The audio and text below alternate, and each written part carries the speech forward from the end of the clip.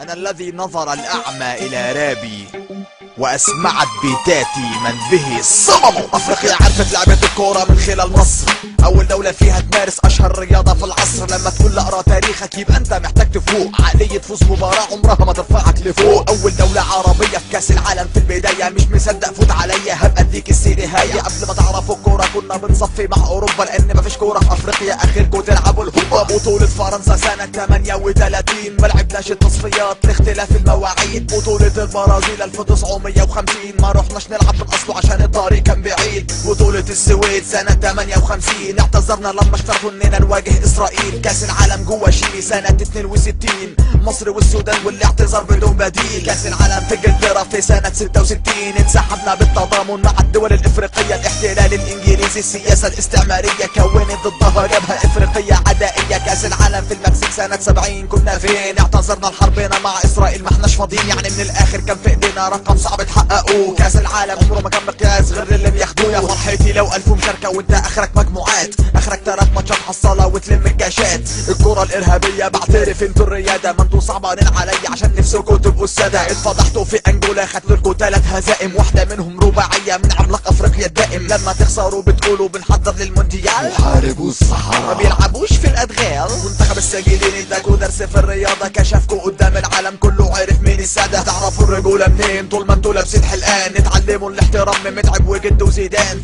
فينك يا ابو تريكة الاب الروحي للاخلاق الرياضية، انت الاصل انت قائد الاداء. الناس في كل العالم تفتخر بالبطولات وانتوا لما تجيبوا جول في مصر تبداوا الاحتفالات. لما تخسر من ملاوي عادي مفيش مشاكل، لما تتفرد من مصر واسيادك هتعمل راجل. صعبانين عليا هتعملوا ايه في المونديال؟ المصارعة الرومانية والحكم والجدال، رباعية اسطورية علمتكم الادب الرياضي من اساتذة الكتب. الف رحمة ونور على مليون شهيد، ايه كان هيقول الجد لما يشوف الحفيد؟ لو مش عارفين تكونوا زي جدتكوا هجيب لكوا جدو، هو اللاعب الجامد اللي يخليكوا تتسدوا. 1 2 3 4 مش كفاية دول، صعبتوا على فريقنا ومرضوش يحطوا جول. مصر خدت بطولة لعدم وجود الجزائر، نكتة جديدة ما تعرفوش انكوا فيها مجرد زائر. المشاركة الشرفية في كاس افريقيا وكاس العالم احتفلت في كل حتة بالانجاز الحالم.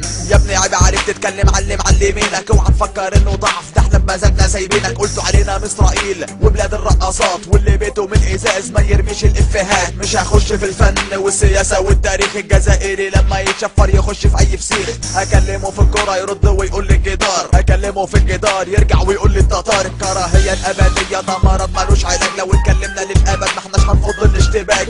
كاره مش مهم اصلا مش فارق معايا، اللي يحبنا اهلا بيه واللي كارهنا ينتحر. منتخب مصر هو الكورة المزيكا البداية، اللي شجعنا نرحب بيه ونوعده انه يتسحر. لازم تعترف تقر المصريين هم الملوك، الانجازات مش بالكلام وكم مقالة في الشروق. تعال اتفرج على الكورة والمزيكا والاداء، اتعلم تكسب بالموهبة بلاش اسلوب الغباء. مونديال الكبار هم مين الكبار؟ توجو انجولا وبولندا هم دول الكبار. التاريخ بيفتكر بس اللي رافع كاس العالم، انتوا اخركم 3 خساير وتقولوا ده الحكم ظالم. محاربوا الصحراء اللي اتفرموا 3 ماتشات، واحد جاله ضربة شمس والتاني تسلخات. مش قد لقبك سمي نفسك الاسم اللي يناسبك، ما تقللش من العملاق اللي في اخر بطولة كسبك. مفهوم الرياضة عندكم مرتبط بالحروب، شعب تافه السياسة والرياضة في نفس التوب. مصر اكبر من انها تتحط في موقف دفاع زي ما لينا ودب نسمع، احنا برضو لينا دراع البلطجة. ما تجيبش معانا ولا نسيت ابراهيم حسن اللي جراكوا قدامه في الملعب، فاكر ولا نسيت؟ رحنا كاس العالم على قفاكم براس حسام حسن. بص كويس على الهد وركز اوعى تكون بصيت. هتخش لي في الراب هديك درس مجانا، اعلمك من غير مقابل، اضيع دقيقتين من وقتي واكلمك. مبطأ له كنت عشان تفهموا كلامي كلمة لو فهمتوا سلموا لي على فارس ابن العلمة. مش هقول لك انا مين، ابقى دور واعرف بنفسك، انا مش هرفع نفسي فوق مكان العفريت اللي لابسك.